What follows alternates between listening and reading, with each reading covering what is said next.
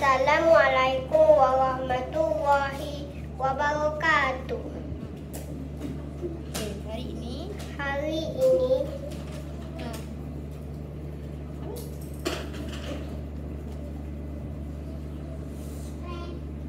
saya akan apa?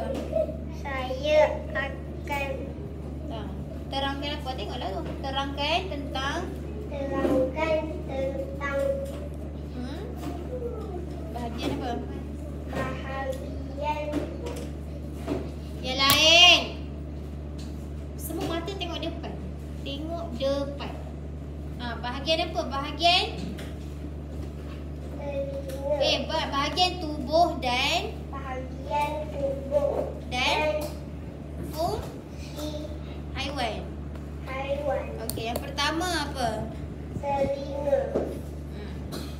Okey, sambil tu tengok ke kawan-kawan. Awak duduk sini. Okey, tengok. Sambil tu tengok, terangkan. Terangkan. Okey, yang pertama. Telinga. Fungsi mendengar. Okey. Lagi? Mata. Fungsi melihat. Okey. Hidung. Fungsi membau. Badan. Fungsi melindungi organ penting. Ekor. Fungsi alat komunikasi. Bulu halus. Fungsi untuk mengekalkan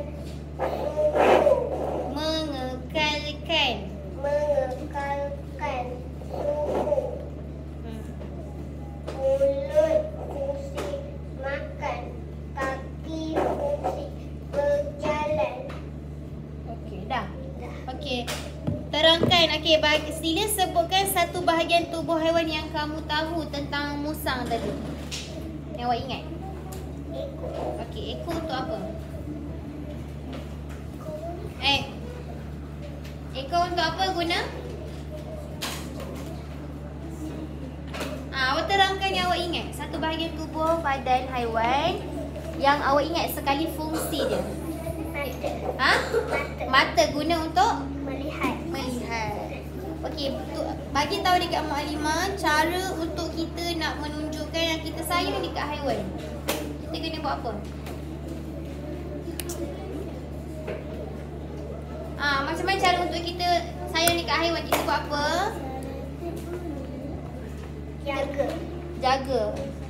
Okey, boleh. Okey, dah. Selesai dah. Okey, terima kasih kepada kumpulan Yusuf Iman dengan Afi. Afi tak ada. Okey.